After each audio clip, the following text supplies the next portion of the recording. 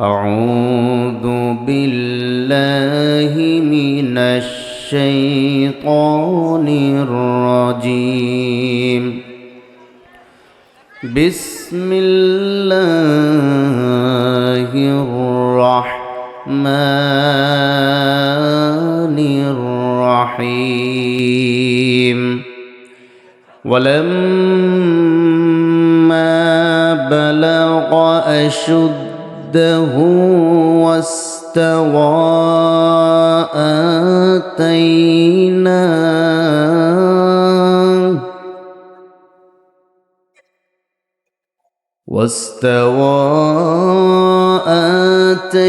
آتيناه حكما وعلما وكذلك نجزي المحسنين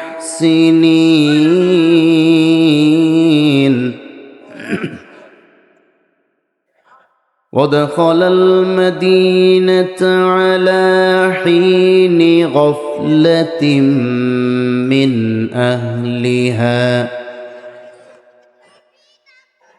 من أهلها فوجد فيها رجلين يقتتلان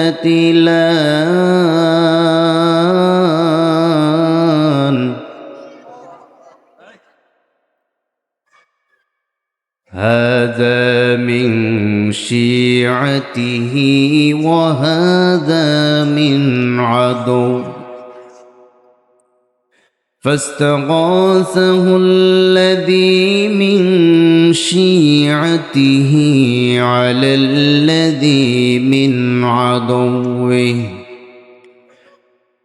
فوكزه موسى فقضى عليه قال هذا من عمل الشيطان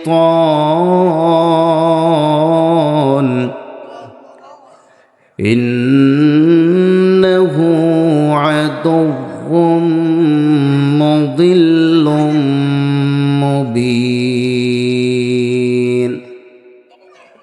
الله أكبر بسم الله الرحمن الرحيم إن الله وملائكته يصلون على النبي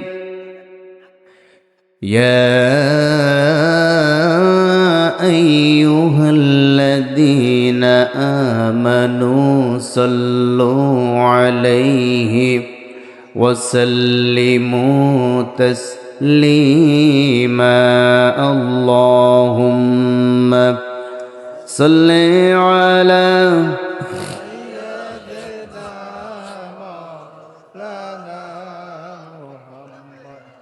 وعلى آل سيدنا আল্লাহ সুবহানাহু ওয়া তাআলা আমাদেরকে জানিয়ে দিয়েছেন মুনাফিকদের সামনে যখন পবিত্র কুরআনুল কারীম নাজিল হতো মুনাফিকরা তখন এই কোরআনের কথা শ্রবণ করার পরে তারা আল্লাহ রাসূলের সামনে এসে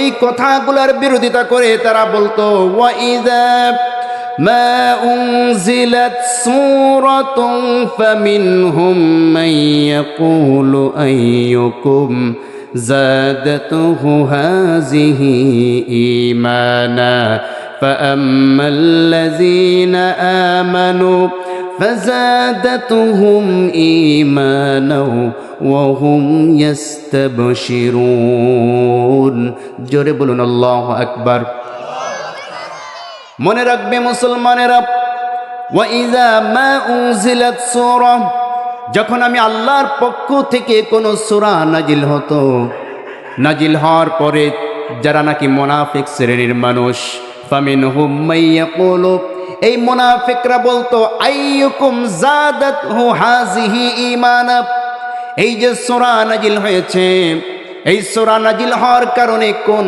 ব্যক্তির ঈমান বৃদ্ধি পেয়েছে কার ঈমানের উপকার হয়েছে এই মাহফিলের আয়োজন করে কার লাভ হয়েছে মাহফিলের আয়োজন করে তো কোনো লাভ নাই বলে কি বলে না এই সমাজেও এমন মানুষ আছে, এদের মুখ থেকেও এমন কথা বের হয়েছে যে মাহফিলের আয়োজন করে কোনো লাভ নাই, মাহফিলের আয়োজন করে লাভটা কি? ঠিক মুনাফিকরাও যখন আল্লাহর পক্ষ থেকে সূরা নাজিল হতো, কথা বলতো, ফামিনহুম মাইয়াকুলু আইয়ুকুম যাদাতহু হাযিহি ঈমানা, তোমাদের উপর যে সূরা নাজিল হয়েছে এই সূরায় তোমাদের কি উপকার হয়েছে? আল্লাহ পাক রব্বুল আলামিন বলছেন তাদের কথার জবাব তোমরা দিয়ে দাও।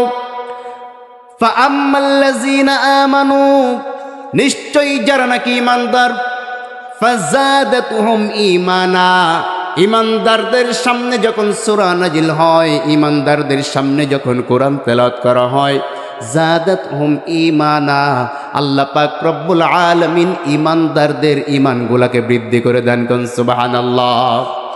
পাশাপাশি ওয়া আম্মাল্লাযীনা ফী কুলুবিহিম মারাদ, যাদের অন্তরের মধ্যে বক্রতা আছে, যাদের অন্তরের মধ্যে মুনাফিকের রোগ আছে, যাদের অন্তর অসুস্থ হয়ে গিয়েছে, আল্লাহ পাক রব্বুল আলামিন বলছেন তাদের সামনে যখন কোরআন তেলাওয়াত করা হয়, কোরআনের আয়োজন করা হয়, কোরআনের কথা বলা হয়, ফাযাদাতুহুম রিজসান ইলা রিজসিহিম, আমি আল্লাহ পাক রব্বুল আলামিন ওই মুনাফিকদের অন্তরের মধ্যে জ্বালা পোড়া সৃষ্টি করে দেই। মুনাফিকরা কোরআন শুনলে ওদের শয়তানি আরো বৃদ্ধি পেয়ে যায়, বলে নাউজুবিল্লাহ। তাহলে ঈমানদার কোরআন শুনলে ঈমান বৃদ্ধি পায়, আর মুনাফিক কোরআন শুনলে মুনাফিকের শয়তানি বৃদ্ধি পায়। ঠিক কিনা যারা বলেন? এই সমাজের বুকেও যারা দেখবেন কোরআন শোনার পরে, কোরআনের আয়াত শোনার পরে, হাদিসের কথা শোনার পরেও এইটার বিরোধিতা করে, বুঝবেন টাটকা মুনাফিক। ঠিক কিনা যারা বলেন? কথা কি আমাদের না আল্লাহ? কে বলেছেন? আল্লাহ পাক রব্বুল আলামিন বলছেন। তাহলে বোঝা গেল এই কুরআনুল কারীম থেকে উপকৃত হতে পারবে কেবলমাত্র মুমিন, আর যারা বিরোধিতা করবে এরা হয় মুনাফিক না হয় কাফের। ঠিক কিনা? এবার বলেন তো, মুনাফিক হইতে হলে তাকে কি হইতে হবে? কথা বলছে না। মুনাফিক হইতে হলে কি ওকে ইহুদি হওয়া লাগবে নাকি? ওকে খ্রিস্টান হওয়া লাগবে? মুনাফিক হইতে হলে তাকে কি হওয়া লাগবে? হ্যাঁ, মুনাফিক হয় কাদের মধ্য থেকে? মুসলমানদের মধ্য থেকে মুনাফিক হয়। মুনাফিক কিন্তু খ্রিস্টানদের মধ্য থেকে হয় না, ইহুদিদের মধ্য থেকে হয় না।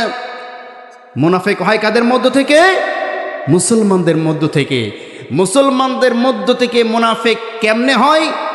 যারা মুসলমান না হয়ে মুসলমান হওয়ার অভিনয় করে, যারা ইমানদার না হয়ে ইমানদারের অভিনয় করে, যারা নামাজি না হয়ে নামাজের অভিনয় করে।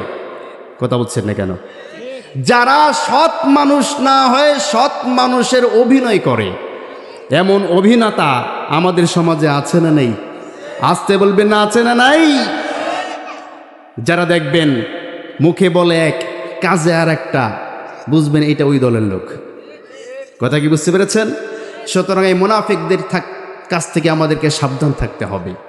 কারণ একজন কাফের, একজন ইহুদি, একজন খ্রিস্টান ইসলামের যতটা না ক্ষতি করতে পারে তার চেয়ে বেশি ক্ষতি করতে পারে ইসলামের একজন মুনাফিক। ঠিক কিনা যারা বলেন? আপনার ঘরের মানুষ আপনার যত বেশি ক্ষতি করতে পারে, বাইরের মানুষ কিন্তু তত বেশি ক্ষতি করতে পারে না। ঠিক কিনা যারা বলেন?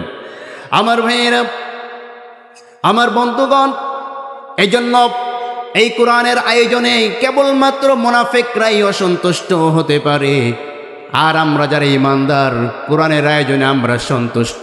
তার কারণে এই কুরআনুল কারীমের একটি অক্ষর যদি কোনো ব্যক্তি তেলাওয়াত করে, শ্রবণ করে, আল্লাহ পাক রব্বুল আলামিন ওই ব্যক্তির আমলনামায় 10টি নেকি লিখে দেন। কোন সুবহানাল্লাহ।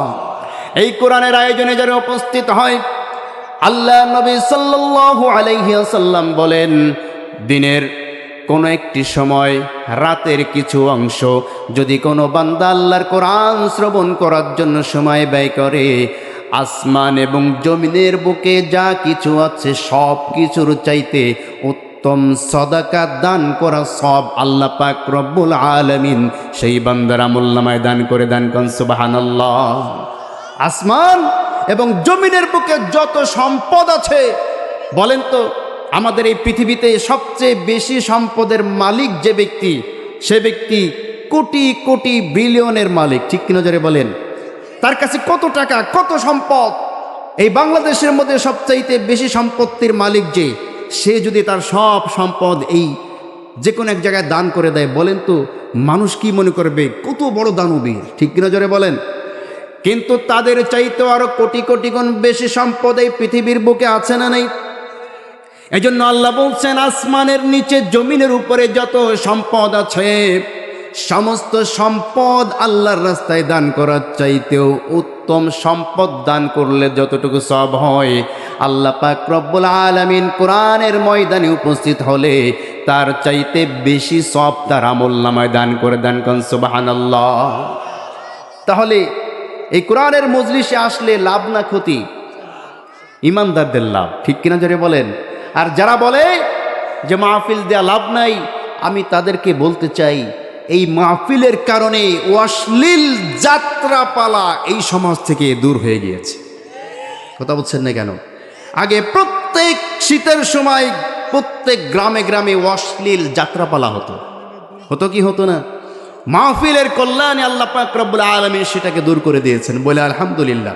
কয়দিন আগে এক নাস্তিক শিকার গিয়েছে। এক নাস্তিক বলছে, এই যত্রতত্র মাহফিল হওয়ার কারণে আমাদের যাত্রাপালা বন্ধ হয়েছে, বাংলার ঐতিহ্য বন্ধ হয়েছে, সিনেমা হলগুলো বন্ধ হচ্ছে। আচ্ছা বলেন তো, যাত্রা বন্ধ হয়েছে, সিনেমা হল বন্ধ হচ্ছে, অশ্লীল সিনেমা বন্ধ হচ্ছে, এতে কি আপনারা খুশি না বেজার? আসছে বলবেন না খুশি না বেজার? তাহলে বোঝা গেল আপনারা ইমানদার, ঠিক কিনা? আর যারা বেজার, যারা অখুশি, মনে করবেন এরা হচ্ছে মুসলমানদের অভিনয় করে, ঠিক কিনা জোরে বলেন? আমার ভাইরা, আমি বেশি লম্বা আলোচনা করব না। আমি আপনাদের সামনে সূরাতুল কাসাসের 14 নম্বর আয়াত থেকে তেলাওয়াত করেছি। এই আয়াত, কয়েকটি আয়াতকে সামনে নিয়ে আমি কিছু আলোচনা করতে চাই। একটু কি সময় দেওয়া যাবে? সময় দিবেন ইনশাআল্লাহ? খুব সুন্দর মানুষ আপনারা, বলে আলহামদুলিল্লাহ। সম্মানিত ভাইরা আমার, এই আয়াতের মধ্যে আল্লাহ সুবহানাহু ওয়া তাআলা যে নবী সম্বন্ধে আমাদেরকে তিনি বয়ান করেছেন, আমাদেরকে শুনিয়েছেন, সেই নবী সম্বন্ধে আল্লাহ বলছেন, ওয়াসতানাতুকা লিনাফসি, ও মুসা, আমি তোমাকে আমার নিজের মতো করে সৃষ্টি করেছি। কোন সুবহানাল্লাহ। যেমন বাংলাদেশ সেনাবাহিনীতে কোনো ব্যক্তি যদি চাকরির জন্য সেখানে আবেদন করে, তার চাকরি যখন হয়ে যায় কমপক্ষে 6 মাস তাকে কিন্তু ট্রেনিং করানো হয়, ঠিক কিনা জোরে বলেন? 6 মাস ট্রেনিং করানো হয় না? 6 মাস ট্রেনিং করে এই বাংলাদেশের জন্য তাকে উপযুক্ত করা হয়, ঠিক কিনা জোরে বলেন? বিদেশি রাষ্ট্রের হস্তক্ষেপ যাতে রুখে দিতে পারে, একজন যোগ্য সৈনিক হিসাবে তাকে তৈরি করার জন্য 6টি মাস ট্রেনিং নেওয়া হয়। আল্লাহ মুসাকে বলছেন, মুসা ওয়াসতানাতুকা লিনাফসি, আমি আল্লাহ আমার সৈনিক হিসাবে তোমাকে ট্রেনিং দিয়া আমি আমার মতো করে তুমি মুসাকে তৈরি করেছি। কোন সুবহানাল্লাহ। আমার ভাইয়েরা, এই কথা আল্লাহ কেন বললেন? তার কারণ হচ্ছে আল্লাহর বান্দাদেরকে, আল্লাহর বান্দা নবীর উম্মত যারা হবে তাদেরকে উদাহরণ দেওয়ার জন্য, তাদের ব্যক্তিগত জীবন, পারিবারিক জীবন, সামাজিক জীবন, রাষ্ট্রীয় জীবন, শিশুকাল থেকে শুরু করে বৃদ্ধ বয়স পর্যন্ত সব কিছুকে উদাহরণ দেওয়ার জন্য মূসা আলাইহিস সালামের চরিত্র টেনে ধরা হয়েছে। সুবহানাল্লাহ পড়েন। শুধু বান্দাদের জন্য নয়, নবী রাসূলগণদেরকে উপমা দেওয়ার জন্য, নবী রাসূলগণদেরকে উপমা দিয়া আল্লাহর নবীকে তার কাজে বেঘাত ঘটার পরে নবীকে সান্ত্বনা দেওয়ার জন্য আল্লাহ পাক রব্বুল আলামিন হযরতে মূসা আলাইহিস সালাতু ওয়াস সালামের জীবন থেকে আল্লাহ পাক রব্বুল আলামিন উপমা দিয়েছেন। কোন সুবহানাল্লাহ। সেই নবীর জীবন কাহিনী থেকে আমরা আমাদের পারিবারিক জীবনের কিছু শিক্ষা অর্জন করতে চাই। কি কথা কি বুঝতে পেরেছেন? আমরা আলোচনা শুনব, এই আলোচনার সাথে সামঞ্জস্য রেখে আমাদের পারিবারিক জীবনে কিছু শিক্ষা নেওয়ার জন্য। রাজি আছেন সবাই? রাজি আছেন সবাই? আমার ভাইয়েরা, হযরত মূসা আলাইহিস সালাম আপনারা সকলে জানেন শিশু অবস্থায় মুসাকে হত্যা করার জন্য ফেরাউন কম চেষ্টা করে নাই, কিন্তু আল্লাহ হেফাজত করেছেন। ঠিক কিনা জোরে বলেন? কেমন হেফাজত করলেন? আল্লাহ পাক রব্বুল আলামিন মুসা আলাইহিস সালামকে তার জাত শত্রু চিরশত্রু ফেরাউনের ঘরের মধ্যে লালন পালন করেছেন। আমার ভাইরা শুধু তাই নয়, শিশু অবস্থায় মুসা আলাইহিস সালাম যখন ফেরাউনকে থাপ্পড় মেরে জমিনে ফেলে দিয়েছিলেন, ফেরাউন যখন মুসা আলাইহিস সালামকে পরীক্ষা নেওয়ার জন্য অগ্নি পরীক্ষা নিয়েছিলেন, আল্লাহ পাক রব্বুল আলামিন মুসা আলাইহিস সালামকে শিশু অবস্থায় সেই পরীক্ষায় উত্তীর্ণ করেছিলেন। কোন সুবহানাল্লাহ। আমার ভাইরা আস্তে আস্তে করে মুসা আলাইহিস সালাম ফেরাউনের ঘরে বড় হচ্ছেন। বড় হতে হতে যখন যুবক বয়স হলো, 25 বছর বয়স হলো। কত বছর? 25 বছর বয়স যখন হলো, আল্লাহ পাক রব্বুল আলামিন তখন থেকে বলছেন, ওয়ালাম্মা বালাগা আশুদ্দাহু ওয়াস্তাওয়া আতাইনাহু হুকমান ওয়া ইলমা ওয়া কাযালিকা নাজজিল মুহসিনিন। জোরে বলুন আল্লাহু আকবার।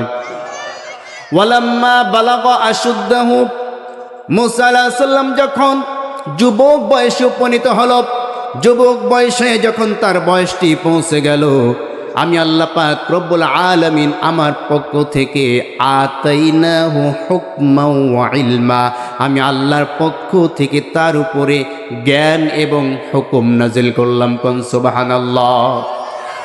আর ওয়া কাযালিকা নাজজিল মুহসিনিন, যারা নাকি একনিষ্ঠভাবে আমি আল্লাহর ইবাদত করে থাকে, যারা নাকি একনিষ্ঠভাবে আমি আল্লাহর উপরে ভরসা করে থাকে, যারা নাকি আমি আল্লাহকে বন্ধু হিসাবে গ্রহণ করে থাকে, আল্লাহ পাক রব্বুল আলামিন তাদেরকে এইভাবে পুরস্কার দান করেন। কোন সুবহানাল্লাহ।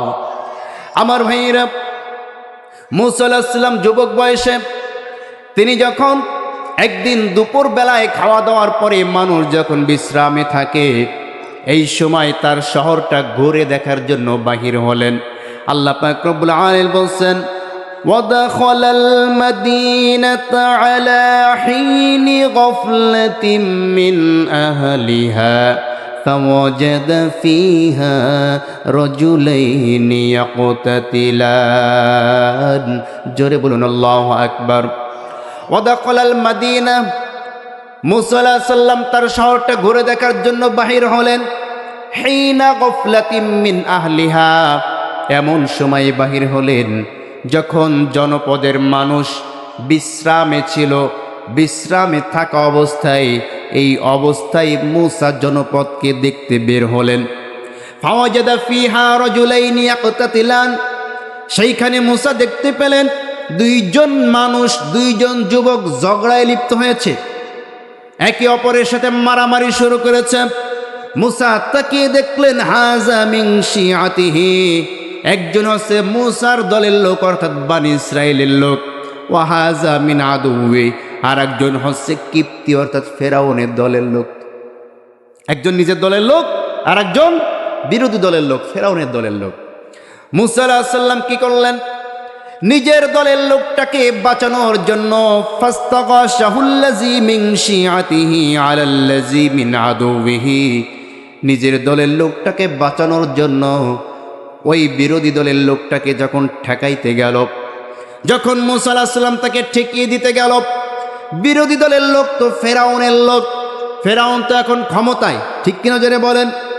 যারা ক্ষমতায় থাকে, ক্ষমতায় থাকলে সেই দলের লোকের গায়ে একটু গরম বেশি থাকে। ঠিক কিনা? আমার ভাইয়েরা, এলাকায় দেখবেন কোনো ব্যক্তি যদি চেয়ারম্যান হয়, চেয়ারম্যান হওয়ার পরে চেয়ারম্যানের চাইতে চেয়ারম্যানের সামসার ঠেলায় বাড়িতে টিকা যায় না। কথা বলছেন না কেন? চেয়ারম্যানের চাইতে সামসার আরো পাওয়ার বেশি, আছে না নেই? এই ব্যক্তি ফেরাউনের দলের লোক হওয়ার কারণে পাওয়ার দেখালো মুসার সামনে। কার সামনে?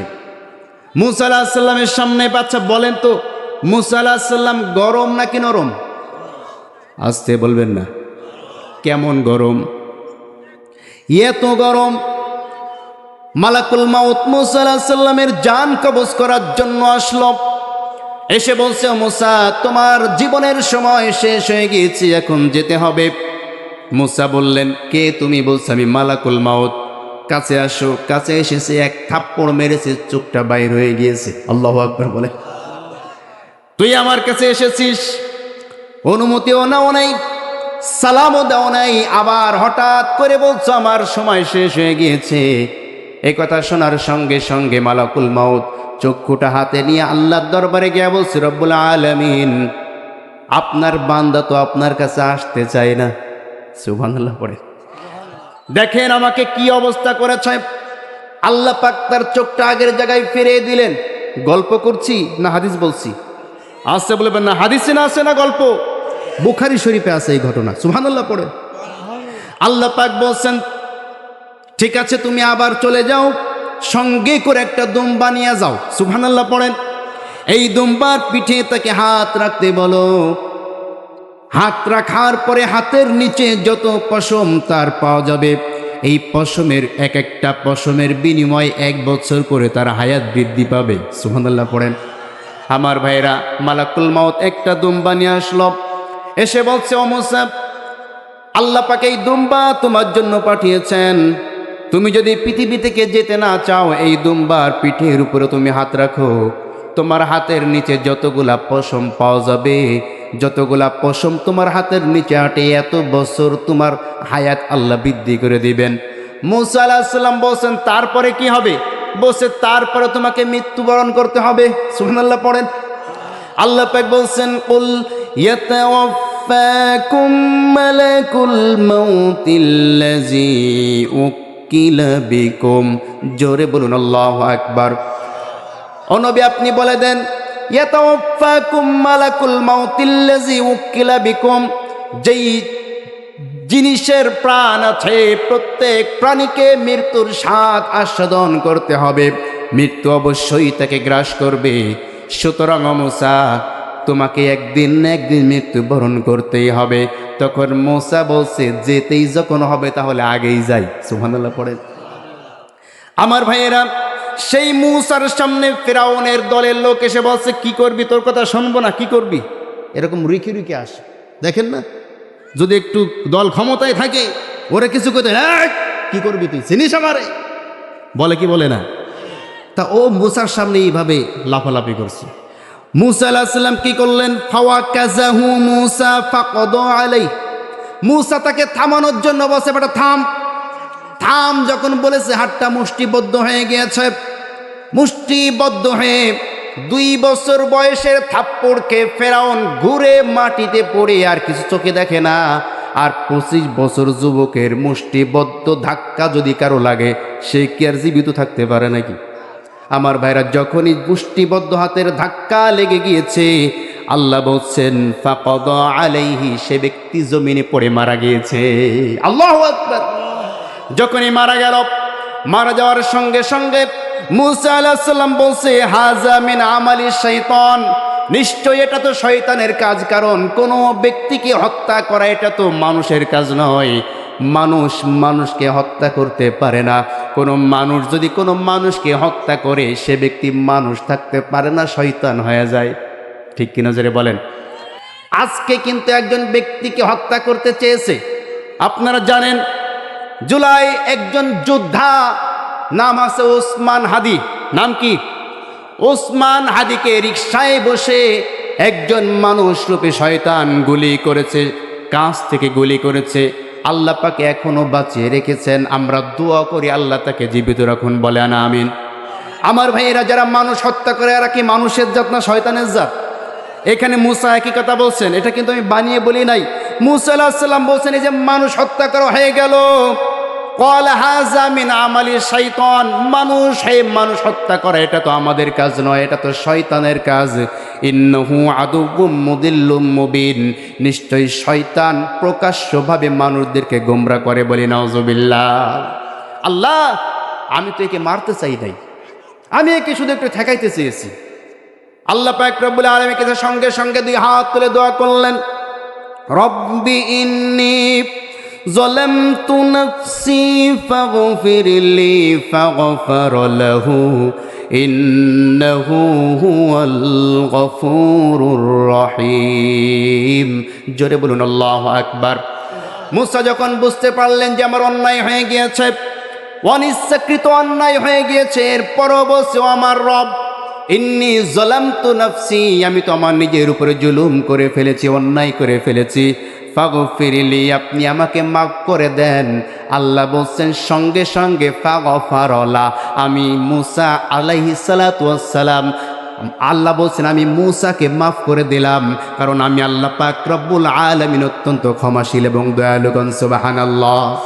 আমার বাইরে এই আয়াত থেকে আমরা একটা শিক্ষা নেই, সেটি হচ্ছে আমরাও যদি অনিচ্ছাকৃতভাবে অথবা ইচ্ছাকৃতভাবে আমাদের দ্বারাও যদি কোনো অন্যায় সংগঠিত হয়ে যায়, আমাদেরও কোনো গুনার কাজ আমাদের দ্বারা প্রকাশ পেয়ে যায়, গুনার কাজ প্রকাশ পাওয়ার সঙ্গে সঙ্গে আমরা আল্লাহর কাছে মাপ চাবো। ঠিক কি নজরে বলেন? যে বান্দা গুনাহ হওয়ার সঙ্গে সঙ্গে আল্লাহর কাছে মাপ চেয়ে নেন, আল্লাহ পাক রব্বুল আলামিন তাকে ক্ষমা করে দেন। আর গুনাহ হওয়ার পরে যারা আল্লাহর কাছে মাপ চায় না, আল্লাহ পাক রব্বুল আলামিন তাদের উপরে নারাজ হয়ে যান, বলে নাউজুবিল্লাহ। আমার ভাইরা দেখেন, ক্ষমা চাওয়ার সুন্দর দৃষ্টান্ত এটা আল্লাহ পাক পছন্দ করে নিলেন। কি পছন্দ করলেন? যে ইন্নী যালামতু নাফসি, আল্লাহ আমি আমার নিজের উপরে জুলুম করেছি। আল্লাহ এই কথাটুকু এত পছন্দ করলেন যে আল্লাহ বলছেন যে এটা আমি শুধু মুসার জন্য রাখবো না, এটা আমার শেষ নবীর উম্মতের নামাজের জন্য আমি দোয়া মাসুরা বানিয়ে দিলাম। সুবহানাল্লাহ পড়ে আমরা দোয়া মাসুরায় যখন বলি ইন্নী যালামতু নাফসি যুলমান কাসীরা, বলি কি বলি না? ওয়ালা ইয়াগফিরুয যুনুবা ইল্লা আনতা ফাগফিরলি, ও রব্বুল আলামিন আমরা তো নিজের উপরে জুলুম করে ফেলেছি, অন্যায় করে ফেলেছি, সুতরাং আপনি আমাদেরকে মাফ করে দেন। আপনি ছাড়া গুনাহ মাফ করার মতন তেমন কেউ নেই, গুনাহ মাফ করার মতন কেউ নাই আপনি ছাড়া, সুতরাং আপনি আমাকে মাফ করে দেন।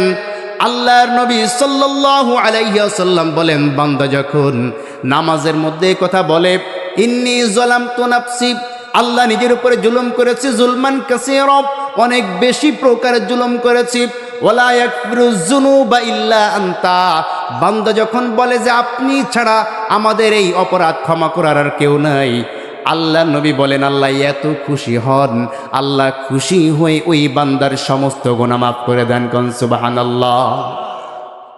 মূসা আলাইহিস সালাম দোয়া করলেন, ও রব্বুল আলামিন আমি জুলুম করে ফেলেছি, নিজের উপরে অন্যায় করেছি, আমি আর কখনো এই সমস্ত অপরাধীদের পাশে আর দাঁড়াবো না, আর আমি কখনো আর এমন অপরাধমূলক কোনো কাজ করব না। সুবহানাল্লাহ পড়েন।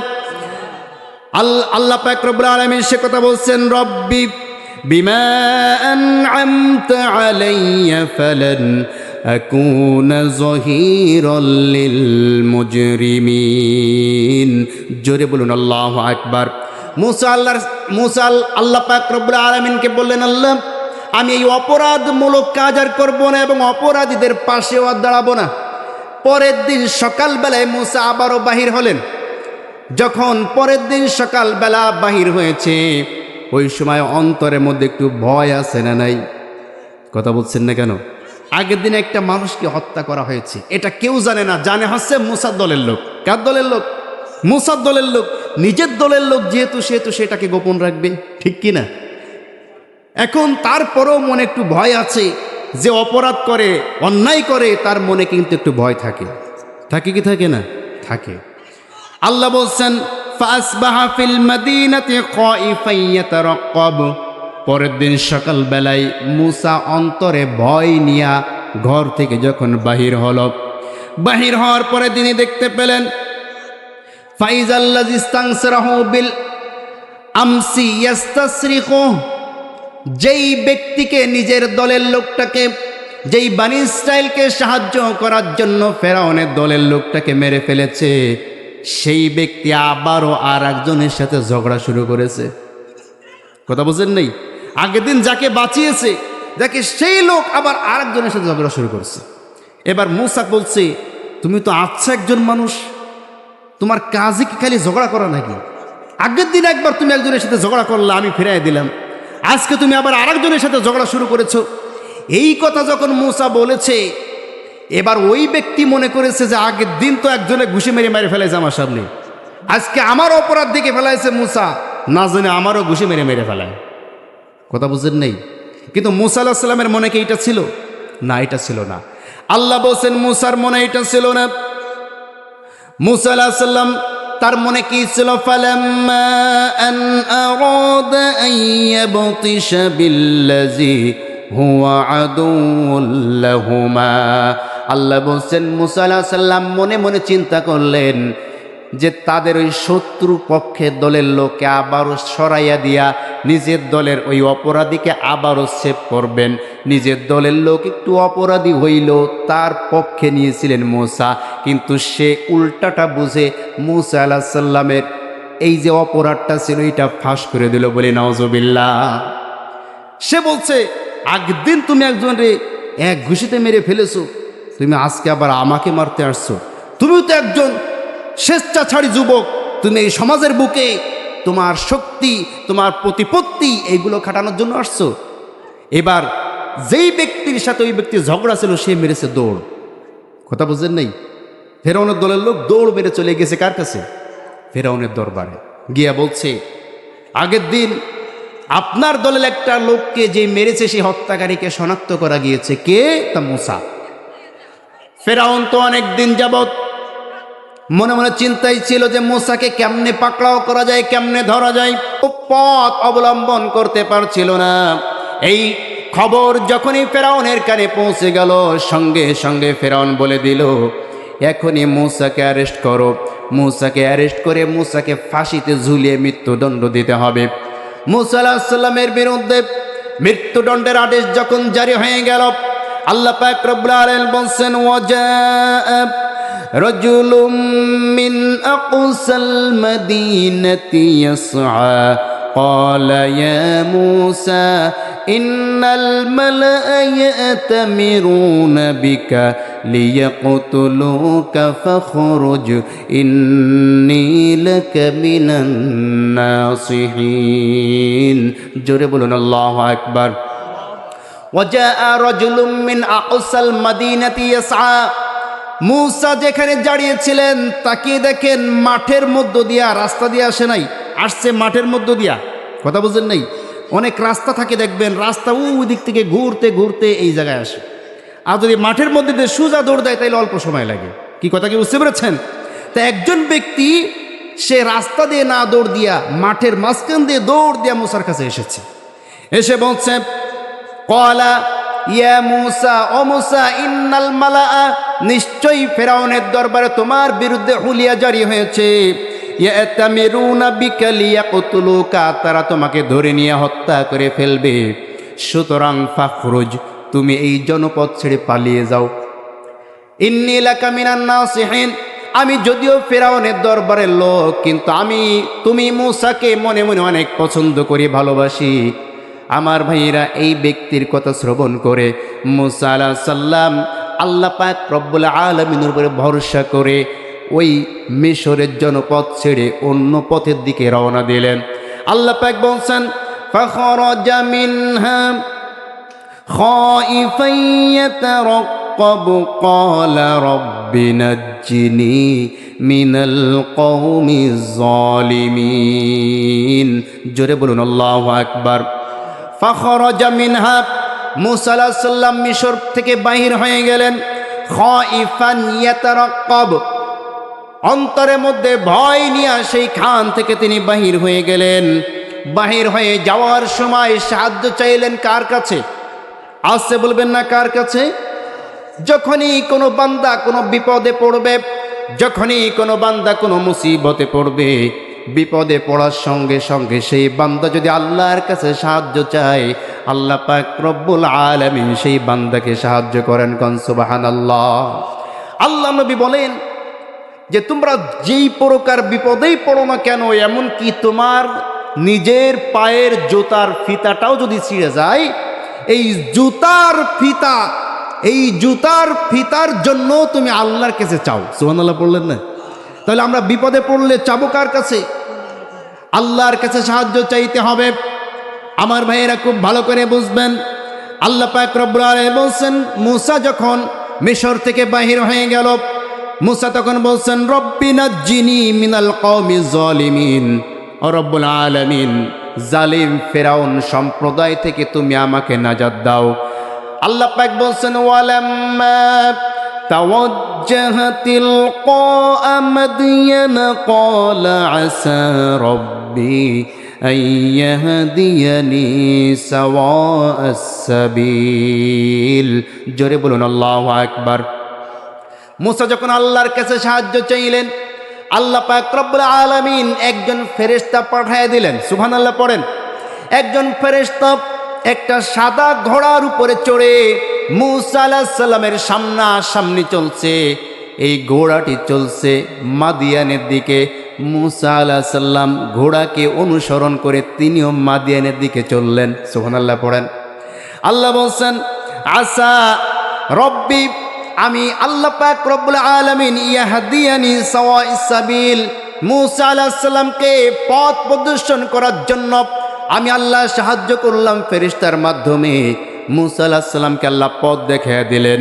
যেতে যেতে মুসা আলাইহিস সালাম যখন মাদিয়ানের একটি কুয়ার নিকটে আসলেন, কুয়ার নিকটে এসে ওই ফেরেশতা চলে গেল। ওই কুয়ার পাশে মুসা আলাইহিস সালাম বসেছিলেন। আল্লাহ বলছেন ওয়ালাম্মা ورد ماء مدين وجد عليه أمة من الناس يسقون। জোরে বলুন আল্লাহু আকবার। মুসা আলাইহিস সালাম এই কুয়ার নিকটে যখন বসেছিলেন, আস্তে আস্তে করে যখন বিকাল হয়ে গেল, বিকাল হয়ে যাওয়ার পরে তিনি দেখতে পেলেন ওয়াজাদা আলাইহি উম্মাতাম মিনান নাস ইয়াসকুন। ওই জনপদের মানুষ, ওই সামনে যে কুয়াটি ছিল, এই কুয়ার মুখের উপরে বিরাট বড় একটি পাথরের খণ্ড ছিল। 10 জন মানুষ মিলে ওই খণ্ডটি ধরে সরাইয়া নিজেদের গবাদি পশুদেরকে পানি পান করালেন। এরপরে মুসা লক্ষ্য করে দেখলেন ওয়াজাদা মিন দুনিহি ইমরাতাইনি তাজুদান। ওই যেই সমস্ত লোকেরা, যুবকেরা তাদের পশুগুলাকে পানি পান করাচ্ছিল, 2 জন মহিলা 2 জন মেয়ে তাদের নিজেদের পশুগুলাকে নিয়ে ওই যুবকদের থেকে আলাদা দাঁড়িয়ে রয়েছে। তারা পানি পান করাইতে আসছে না। এরা পানি পান করে চলে গিয়েছে। মুসা গিয়া বলছে কি ব্যাপার মা খতবুকুমা, তোমরা এখানে কেন দাঁড়িয়ে আছো? কেন তোমরা তাদের সাথে পানি পান করাও নেই? তারা তো পানি পান করে ওই কুয়ার মুখটা বন্ধ করে দিয়েছে। তোমরা তো পারতে তাদের সাথে তোমার পশুদেরকেও পানি পান করাইতে। ঠিক কি নজরে বলেন? তারা তাদের পানি যখন পান করালো, পান করার পরে এই মেয়ে 2টা আলাদা দাঁড়িয়ে আছে। সুন্দর করে বোঝার চেষ্টা করবেন। মুসা জিজ্ঞাসা করছে কি ব্যাপার, তোমরা ইচ্ছা করলে তো তাদের সাথে একসাথে পানি পান করিয়ে চলে যেতে পারতে, কিন্তু কেন করালে না? তারা তো পানি পান করানোর পরে কুয়ার মুখটা বন্ধ করে রেখে দিয়েছে, এখন তোমরা কি করবে? এবার সেই মেয়ে 2টা জবাব দিল ক্বালাতা লা নাসকি হাত্তা ইসদিরার রিআউ। ও যুবক, আপনি শোনেন, আমরা তো মেয়ে মানুষ, আর আমাদের শিক্ষা হচ্ছে মেয়েরা কখনো ছেলেদের সাথে একত্রিত হয়ে একাকার হয়ে কোনো কাজ করতে পারে না। কোন সুবহানাল্লাহ। আমার ভাইয়েরা, খুব ভালো করে বুঝতে হবে, মেয়েদেরকে আল্লাহ পাক রব্বুল আলামিন সাবালিকা হওয়ার সঙ্গে সঙ্গে অর্ডার করেছেন ওয়াকরনা ফি বুয়ুতিকুন্না ওয়ালা তাবাররাজনা তাবাররুজাল জাহিলিয়াতিল উলা। জোরে বলুন আল্লাহু আকবার। আমি মেয়েদের জন্য, মহিলাদের জন্য অর্ডার করে দিলাম, সাবালিকা হওয়ার সঙ্গে সঙ্গে তাদের সবচাইতে উত্তম স্থান হচ্ছে তাদের ঘর। সুবহানাল্লাহ পড়েন। যদি কোনো কারণে, যদি কোনো প্রয়োজনে ঘর থেকে বাহির হতে হয়, তাহলে আল্লাহ বলছেন মিন জালাবি বিহিন্না, তারা যাতে উত্তম পর্দা করে, সুন্দর পোশাক পরে, চাদর ব্যবহার করে এরপরে ঘর থেকে বাহির হয়। আর কোনো ছেলে আর মেয়ে কখনো একসাথে একত্রিত হয়ে কোনো কাজ করতে পারে না। কিন্তু আমাদের সমাজে ছেলে আর মেয়ে, গার্লফ্রেন্ড আর বয়ফ্রেন্ড আছে না নাই? আসছে বলবেন না, আছে না নাই? গার্লফ্রেন্ড আর বয়ফ্রেন্ড এটা তো জায়েজ আছে। হ্যাঁ জায়েজ আছে। কার কার গার্লফ্রেন্ড আছে হাত উঁচু করেন দেখি, সত্য কথা বলবেন। একজন পাওয়া গিয়েছে না, বুঝছে ওর গার্লফ্রেন্ড হবেই বা কি করে, এই জন্যই তো হাত তুলেছে। ঠিক কি না? সম্মানিত ভাইরা আমার, আমি আপনাদেরকে হাসির খোরাক দেই নাই। সমাজটা কেমনে নষ্ট হচ্ছে ভালো করে দেখেন। আল্লাহর বিধান হচ্ছে মেয়ে আর ছেলে থাকবে আলাদা, ঠিক কি না? মুসা আলাইহিস সালামের চরিত্র থেকে আল্লাহ বুঝাচ্ছেন, দেখো মেয়েরা এবং ছেলেরা থাকতে আলাদা। আমাদের সমাজে মেয়েরা ছেলেরা ফ্রি মিক্সিং একসাথে। কথা বলছেন না কেন? যখনই একটা মেয়ে আর একটা ছেলে একসাথে হচ্ছে, একসাথে যাচ্ছে, একসাথে উঠা বসা করছে, তখনই অ্যাক্সিডেন্ট ঘটার সম্ভাবনা হচ্ছে, ঠিক কি নজরে বলেন? মেয়ে পড়ে ক্লাস 6-এ, ছেলে পড়ে ক্লাস 7-এ, ছেলে মেয়ে উদাও হয়ে যাচ্ছে। হচ্ছে কি হচ্ছে না? এর একমাত্র কারণ হচ্ছে ছেলে আর মেয়ে এই ফ্রি মিক্সিংয়ের কারণে, ঠিক কি নজরে বলেন? আমার ভাইয়েরা, এই জন্য ছেলে আর মেয়ে কখনো যুবক যুবতী হওয়ার পরে, সাবালক সাবালিকা হওয়ার পরে একে অপরের কাছ থেকে পর্দা করতে হবে। বেপর্দায় তাদেরকে একসাথে ছেড়ে দেওয়া যাবে না। আমার ভাইরা, আজকে স্কুল মাদ্রাসা, এমনকি আলিয়া মাদ্রাসার দিকে তাকালেও মনের মধ্যে কষ্ট লাগে যে সেইখানে ছেলে মেয়ে একসাথে পড়ে কি করে। যারা জানে তারা তো জানে। কথা হচ্ছেন না কেন?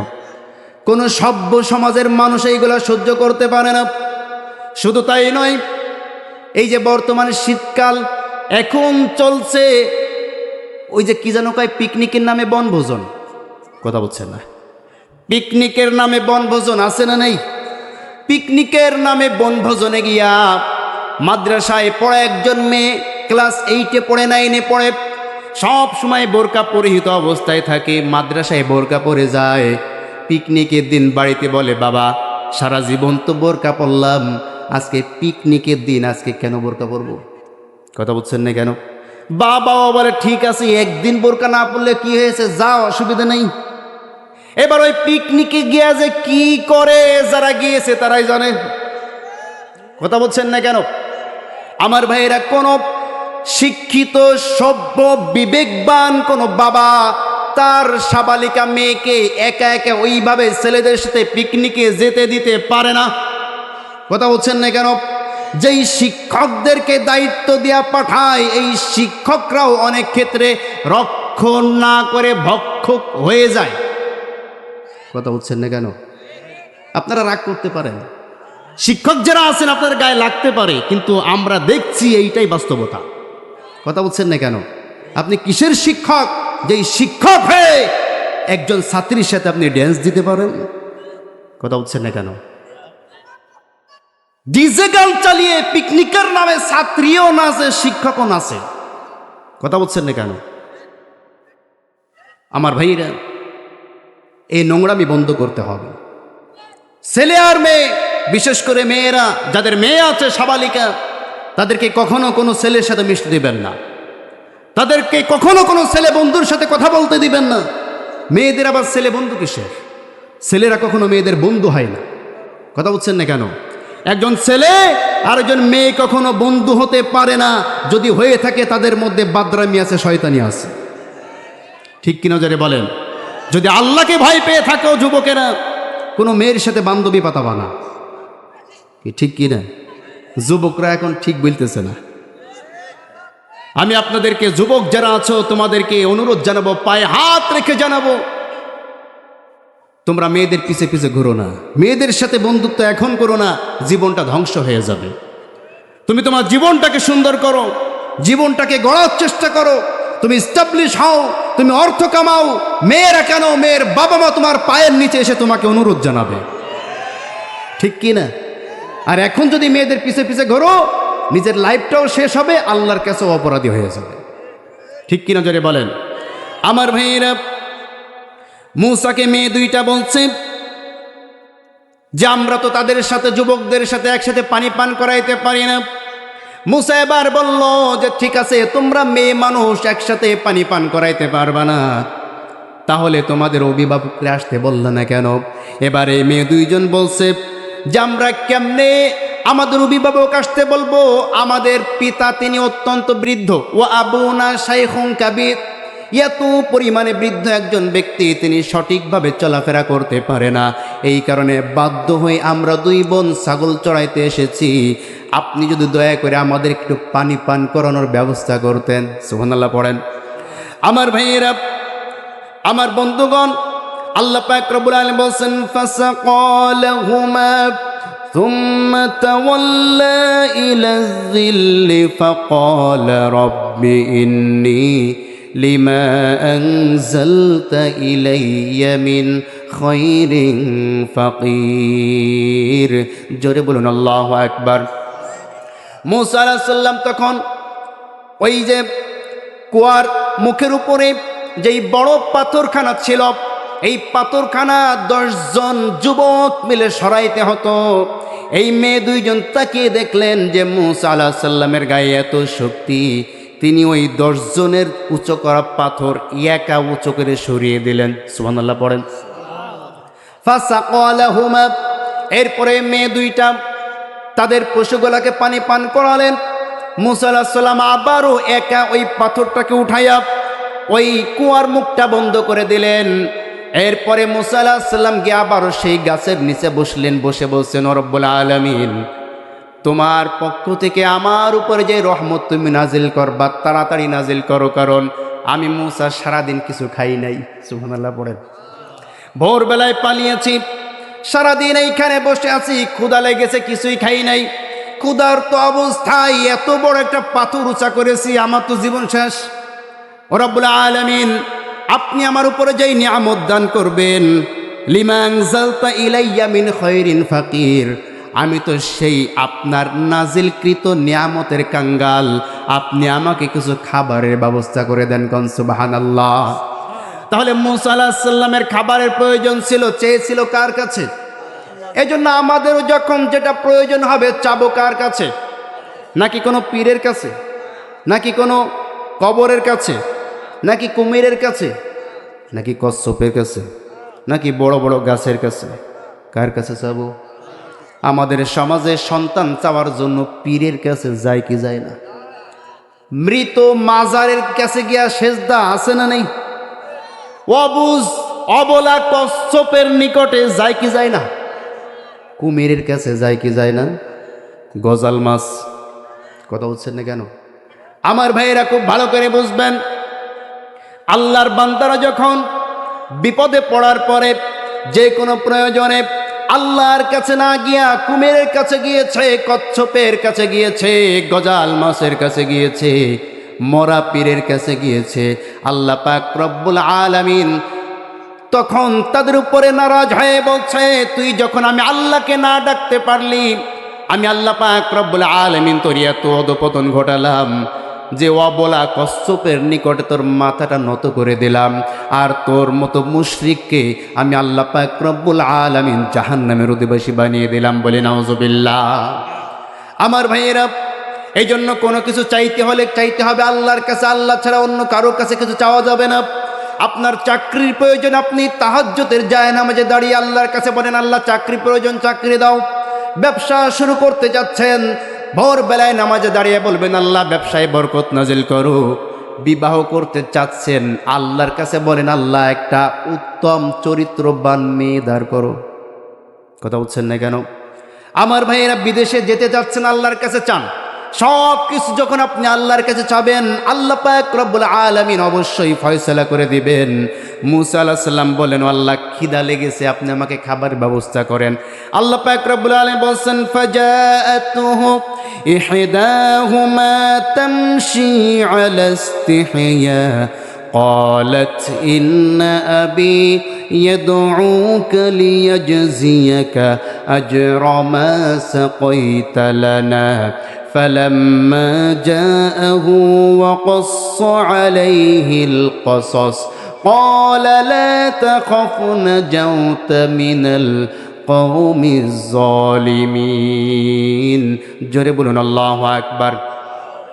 আল্লাহর কাছে যখন দোয়া করা হলো, আল্লাহ পাক রব্বুল আলামিন বলেন, সঙ্গে সঙ্গে আমি মূসাকে খাবারের ব্যবস্থা করে দিলাম।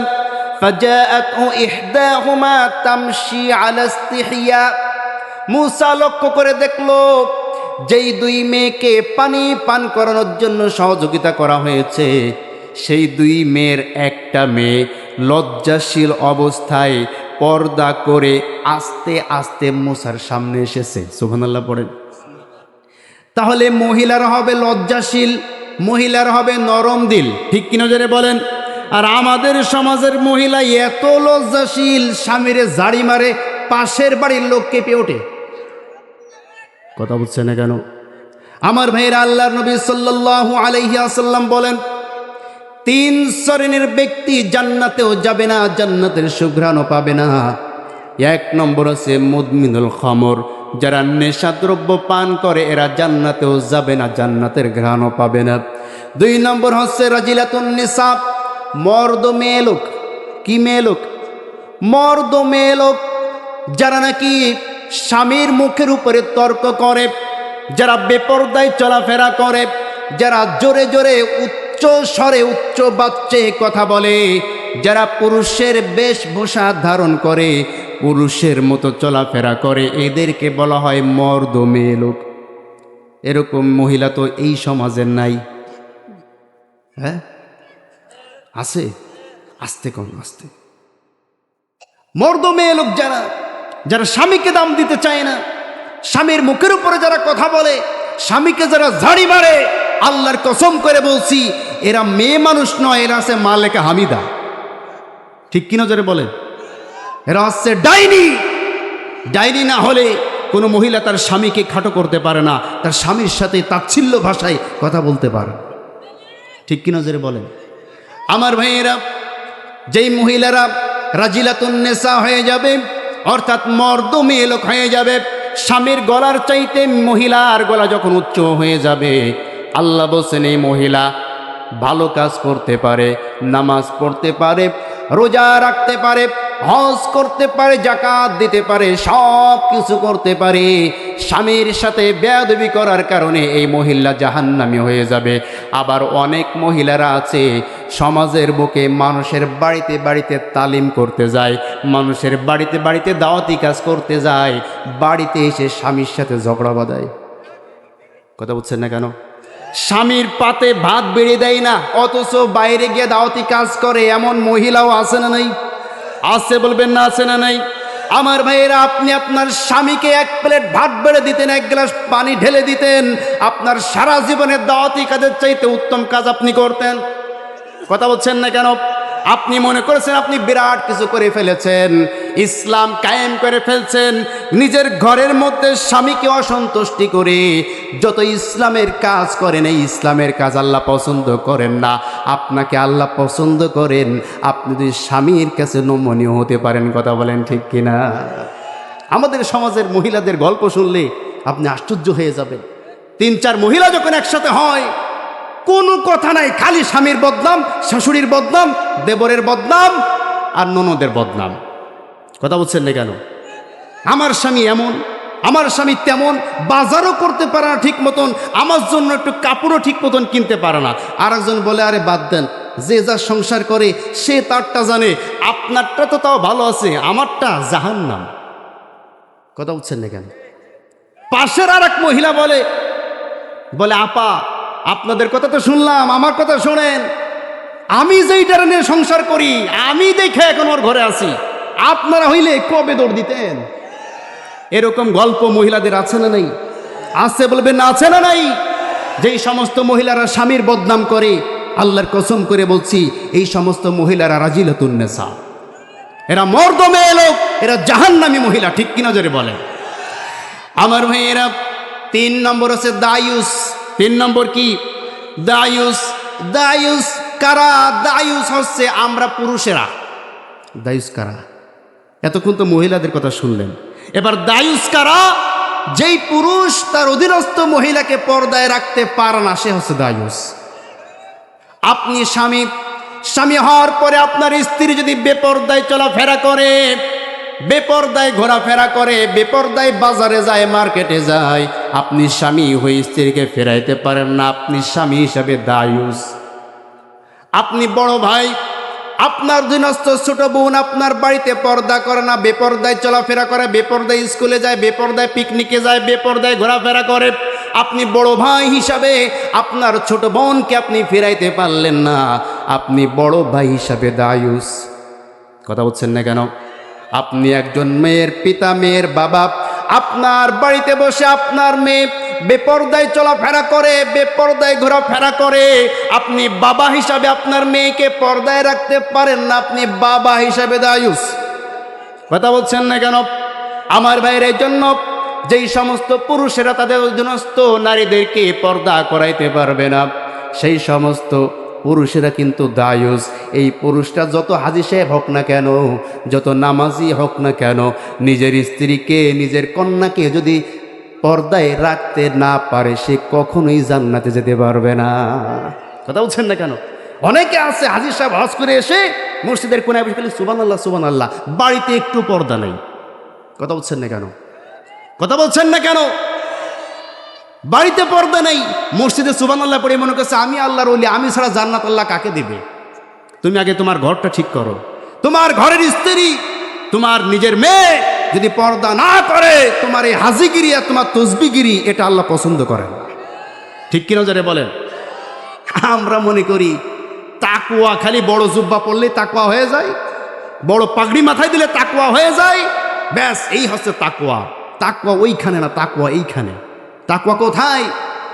আল্লাহ নবী বলেন, ইন্নাল্লাহা লা ইয়ানজুরু ইলা সুওয়ারিকুম ওয়া আমওয়ালিকুম ওয়ালাকিন ইয়ানজুরু ইলা কুলুবিকুম ওয়া আমালিকুম। আল্লাহ পাক রব্বুল আলামিন তোমার চেহারা সুরত দেখবে না, তুমি কি গায়ে দিলা, কি পরলা, কত বড় জুব্বা পরলা, কত সুন্দর টুপি মাথায় দিলা, কত বড় পাগড়ি ঝুলাইলা, এইটা আল্লাহ পাক রব্বুল আলামিন দেখবে না। আর তোমার সম্পদ কত হইল, তুমি কত কোটিপতি, তুমি কত গাড়ির মালিক, তুমি কত বাড়ির মালিক, এইগুলো আল্লাহ পাক রব্বুল আলামিন দেখবেন না। ওয়ালাকিন ইয়ানজুর ইলা কুলুবিকুম, আল্লাহ দেখবেন তোমার ভেতরে কি আছে।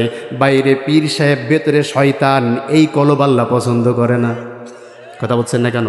বাইরে এসে একেবারে কি হাজির সাহেব, কি আল্লাহর ওলি, মানুষকে যখন নসিহত করে মনে হয় কি এর চাইতে বড় জাননেওয়ালা আর কেউ নেই, অথচ নিজের মধ্যে ওইটা নাই। কথা বলছেন না কেন? আছে না নেই?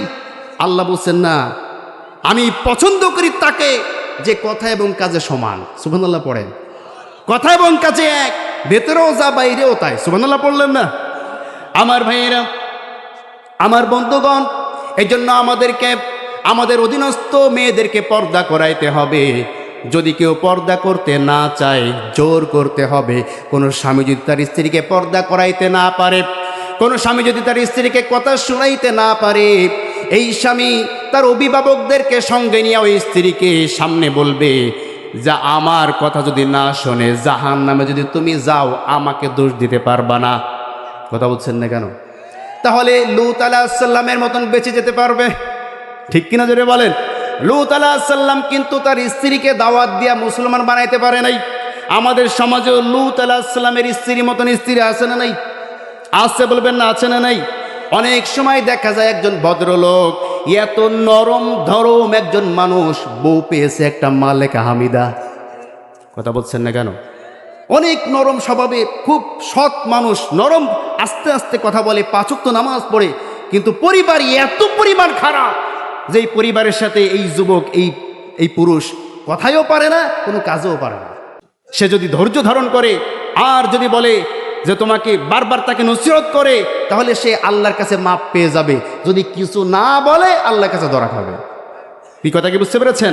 আল্লাহ আমাদের প্রত্যেকের পরিবারকে ইসলামী পরিবার হিসেবে কবুল করুন, বলেন আমিন। আমার ভাইয়েরা, আমার বন্ধুগণ, আল্লাহ পাক বলেন, ফাজাতু ইহদাহুমা তামশি আলা ইস্তিহয়া, লজ্জা সহকারে আস্তে আস্তে পাও দিয়া মুসার কাছে এসে বলছে, ও মুসা, ইন্না আবি ইয়াদউকা, আমার পিতা আপনাকে ডেকেছে। সুবহানাল্লাহ পড়েন। একটু আগে মুসা দোয়া করেছে, আল্লাহ ক্ষুধা লেগেছে, খাবারের ব্যবস্থা করে দাও। এইখানে এসে বলছে, আবি ইয়াদউকা, আমার পিতা আপনাকে ডেকেছে। মুসা বলছে, কেন ডেকেছে? তখন ওই মেয়েটা বলছে, লিয়াজজিয়াকা আজরা মা সাকাইতা লানা, তুমি যে আমাদের পশুগুলাকে পানি পান করিয়ে দিয়েছ, তার প্রতিদান দিবে, তোমাকে খাবার দিবে। সুবহানাল্লাহ পড়েন। আমার ভাইয়েরা, খুব ভালো করে বুঝতে হবে। আল্লাহ পাক রব্বুল আলামিন বলেন, ফালাম্মা জাআহু ওয়া ক্বাসসা আলাইহিল ক্বাসাস ক্বালা লা তাখাফ نجوت من القوم الظالمين জোরে বলুন আল্লাহু আকবার। মূসা আলাইহিস সালাম যখন এই কথা শ্রবণ করলেন যে আপনাকে আমার পিতা ডেকেছে পানি পান করানোর বিনিময়ে আপনাকে খাবার দিবে, এবার মূসা তো আর রাস্তা চেনে না, ওই মেয়েটা রাস্তা চেনাবার জন্য সামনে সামনে হাঁটছে, বাতাসে তার চাদরটা উঁচা হয়ে যায়। এই অবস্থা দেখে মূসা বলছে, মেয়ে তুমি থামো, তুমি আমার পিছনে পিছনে আসো, আমি তোমার সামনে সামনে যাব। সুবহানাল্লাহ পড়েন। তাহলে বোঝা গেল শুধু মেয়েরাই পর্দা করবে না, ছেলেরাও তাদের নফসটাকে ঠিক করবে। কথা বলছে না কেন? আমার ভাইয়েরা, যুবক যারা আছো, যুবকদের চরিত্র হবে মূসা আলাইহিস সালামের চরিত্রের মতো, যুবকদের চরিত্র হবে ইউসুফ আলাইহিস সালামের চরিত্রের মতো, যুবকদের চরিত্র হবে মুহাম্মদ সাল্লাল্লাহু আলাইহি ওয়াসাল্লামের চরিত্রের মতো। সুবহানাল্লাহ পড়েন। ইউসুফ আলাইহিস সালামকে জুলাইখা যখন কুপ্রস্তাবের জন্য প্রস্তাব দিল, কুকাজের জন্য প্রস্তাব দিল, ইউসুফ আলাইহিস সালাম তখন তার প্রস্তাবে রাজি না হওয়ার কারণে জুলাইখা ইউসুফ আলাইহিস সালামকে যখন জোর করলেন, তালাবদ্ধ ঘরের মধ্যে একা একা তার সামনে কাপড় চোপড় খোলা শুরু করে দিল। ইউসুফ আলাইহিস সালাম সঙ্গে সঙ্গে আল্লাহ পাক রব্বুল আলামিনের কাছে দোয়া করলেন। দোয়া করলে বলছেন, রব্বুল আলামিন এই মর্দ মহিলা থেকে তুমি আমাকে হেফাজত করো। আল্লাহ পাক রব্বুল আলামিন এমনভাবে হেফাজত করেছিলেন যে তিনি দৌড় মেরেছিলেন রাস্তার দিকে, ঘরের দরজার দিকে। আল্লাহ পাক রব্বুল আলামিন তালাবদ্ধ দরজাগুলোকে খুলে দিলেন। কোন সুবহানাল্লাহ। আমার ভাইরা, মুহাম্মদ সাল্লাল্লাহু আলাইহি ওয়াসাল্লাম আম্মাজান খাদিজাতুল কুবরা রাদিয়াল্লাহু তাআলা আনহার ঘরের মধ্যে তিনি আম্মাজান খাদিজার সঙ্গে বহুদিন যাবৎ ব্যবসায়ী সম্পর্ক তার ছিল। ব্যবসায়ী সম্পর্ক থাকার কারণে 10টি বছর আম্মাজান খাদিজার সঙ্গে ওঠা বসা করেছেন, কথা বলেছেন। একটা সেকেন্ডের জন্য খাদিজার চেহারার দিকে তাকান নাই। সুবহানাল্লাহ পড়েন। এই অবস্থা দেখে খাদিজা বলছে তার বান্ধবীকে, যে বান্ধবী আমি মনে হয় বুড়ি হয়ে গিয়েছি, আমার মনে হয় বয়স হয়ে গিয়েছে, আমার মনে হয় রূপ যৌবন নাই। বলছে, কে বলেছে?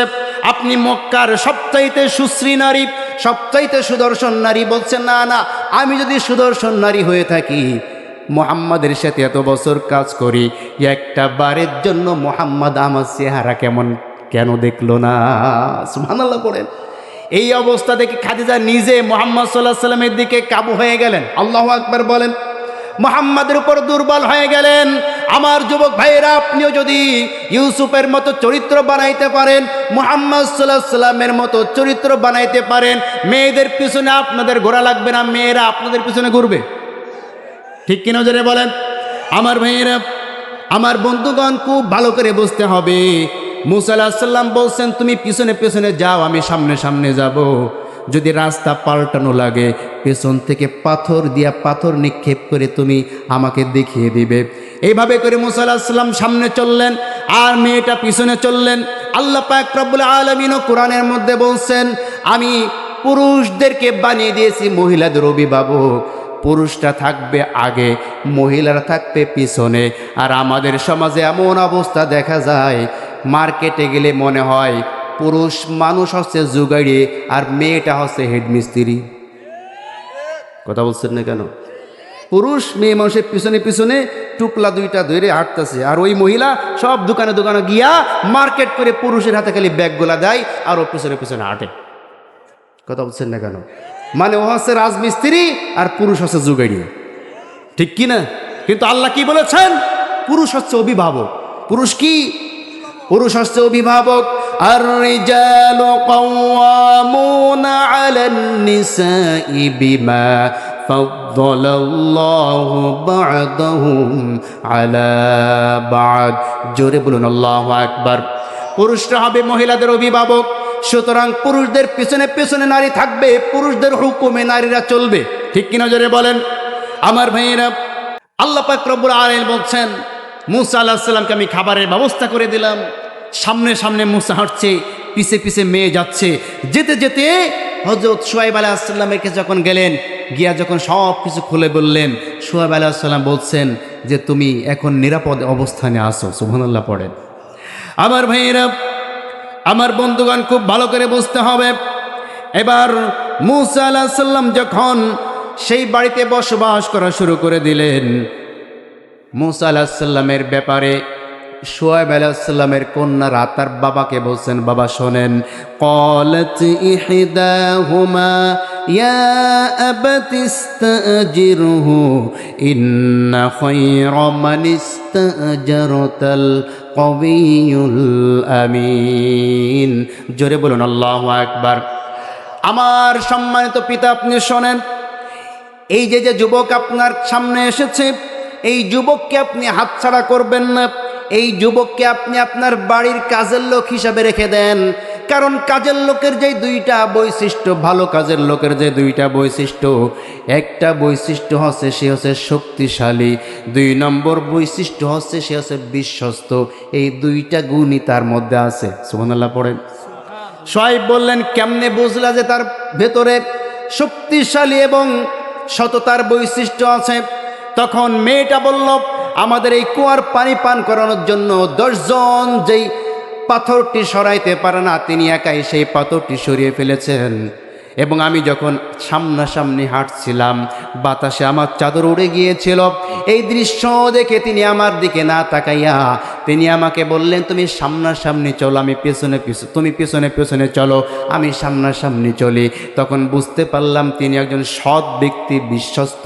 সুতরাং আপনি তাকে আমার বাড়িতে রেখে দেন। পিতার আর বুঝতে বাকি নাই, মেয়েটা তার দিকে দুর্বল হয়ে গিয়েছে। সুবহানাল্লাহ পড়েন। তখন পিতা বলছে, আমি চাই আমার একটা মেয়েকে তোমার সাথে বিবাহ দিব, তুমি কি রাজি আছো? সুবহানাল্লাহ পড়েন। মূসা আলাইহিস সালাম বললেন, অবশ্যই রাজি আছি, কেন রাজি থাকবো না? আল্লাহর কাছে চেয়েছিলাম খাদ্য, আল্লাহ খাদ্য দিলেন, ঘরও দিলেন, বউও দিলেন। সুবহানাল্লাহ পড়েন। আমার ভাইয়েরা, আমার বন্ধুগণ, এজন্য যে কোনো বিপদে, যে কোনো সমস্যায় যদি আপনি আল্লাহর কাছে চান, আল্লাহ পাক রব্বুল আলামিন উত্তম ব্যবস্থা করবেন। আল্লাহ পাক রব্বুল আলামিনের এই ব্যবস্থা আমাদের দরকার আছে না নাই? মূসা আলাইহিস সালামকে এবার বিবাহ দিবেন তো আপনারা? কথা বলছেন না কেন? বিবাহ দেওয়ার দরকার আছে না? আমরা বিবাহ দেব একটুখানি পরে। কি কথা কি বুঝতে পেরেছেন? কেমনে বিবাহ হলো, দেনমোহর কি ছিল, বিবাহর পরে কি হলো, এই বিষয়ে আমরা একটুখানি পরে আসছি। তার আগে আমাদের কিছু কাজ আছে, এই কাজটি আমরা একটু সেরে নেই। সেটি হচ্ছে, এই মাদ্রাসার জন্য আপনারা তো জানেন সারা বছর অনেক খরচ, ঠিক কি না? খরচ কি কম না? আপনাদের মাধ্যমেই কিন্তু এই মাদ্রাসাটি আল্লাহ পাক চালিয়ে নিচ্ছেন, ঠিক কি না? এই জন্য আপনারা ইতিপূর্বে অনেক দান করেছেন। আমি আবারও আপনাদের কাছে একটু আহ্বান জানাই, আপনারা এই মাদ্রাসার জন্য আরও বেশি করে একটু নেক নজর দেন, যাতে করে এই মাদ্রাসাটা আরও দিন দিন সামনের দিকে এগিয়ে যেতে পারে।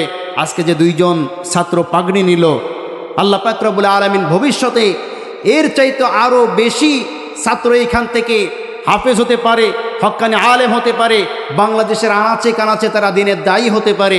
সেজন্য আপনারা সকলে সহযোগিতা করবেন। আসুন, আপনারা যে যা সহযোগিতা করবেন এখানে দ্রুত নিয়ে আসুন, আমরা দোয়া করব ইনশাআল্লাহ।